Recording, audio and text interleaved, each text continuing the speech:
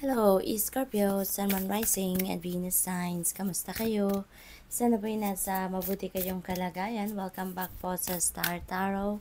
Kung bago kayo dito, welcome din kayo. Thank you sa inyong support. I truly appreciate it. God bless you all, Scorpio. Pauna mensahe po ninyo, a time for healing. Ayan. So, maaari ang iba sa inyo matagal ng bit-bet ninyo sa loob ninyo yung bigat, no? Bigat ng inyong nakaraan, bigat or hirap sa dibdib ng kung ano man yung nangyari sa inyo in the past. Whether it is in a relationship or a situation sa buhay ninyo. So, ang panawagan sa inyo dito ng Spirit, this is a time for healing na.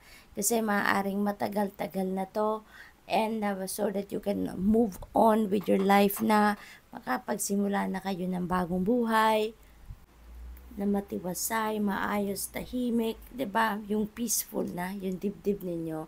Kaya inimbitahan kayo ngayon na mag-heal na, no? Mag-heal na, mag-forgive na, kumbaga, so that you'd be able to move forward with your life.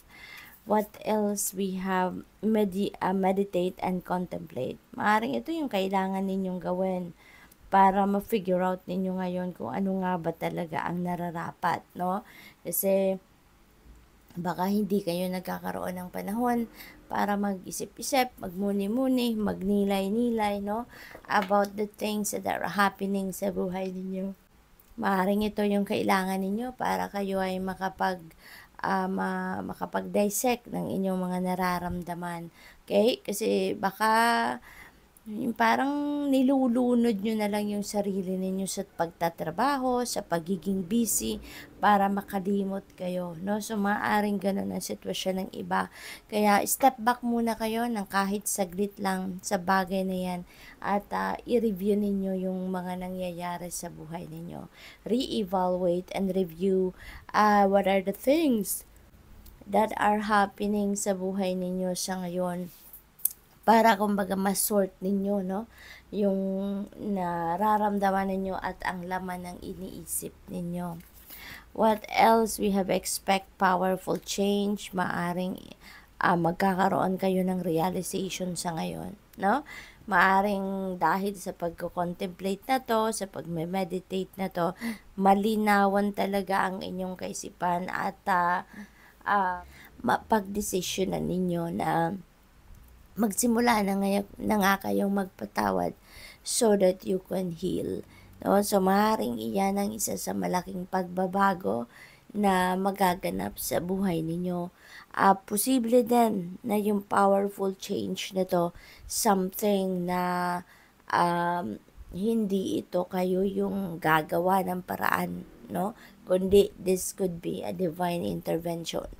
Maaaring yung divine universe ang gagawa ng pabor sa inyo dito para baguhin ang ilang sitwasyon sa buhay ninyo.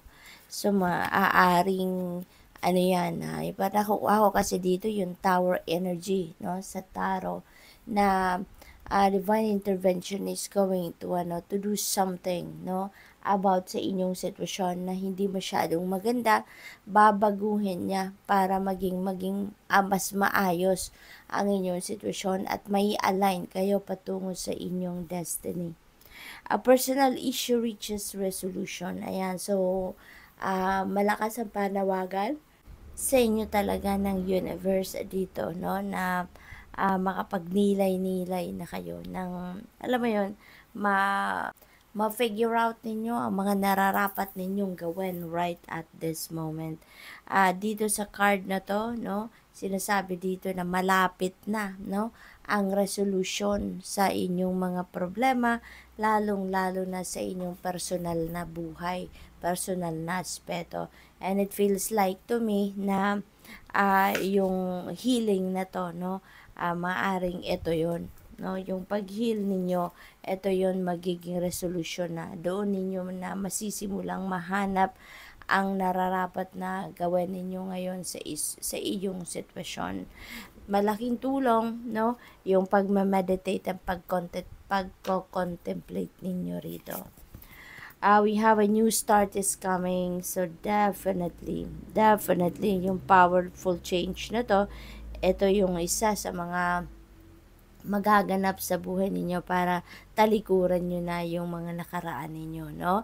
Yung totally, you're going to heal yourself na sa ngayon, mawawala na yung bigat, no, na binibitbit ninyo sa buhay ninyo. A new start is coming. So this is going to be a powerful change talaga kasi matatanggal na or tatanggalin nyo na sa buhay ninyo yung mga pahirap, yung mga mabigat na iniisip, magpapabigat ng inyong dibdib, and you're about to start something new sa buhay ninyo. You're heading towards a new beginning. Okay? So which is really good. We have prosperity lies ahead because you are already moving away from this difficult situation. Masusolusyonan nyo na ang problema, yung mga bigat sa dibdib ninyo, yung mga bigat sa isip, gagaan na ang inyong pakiramdam, magkakaroon na kayo ng positive feelings, yung ganon, emotions, kaya papasok na, no? Magkakaroon na ng pagkakataon yung magagandang bagay para makapasok na sa buhay ninyo, katulad na lamang ng prosperity and abundance. Okay?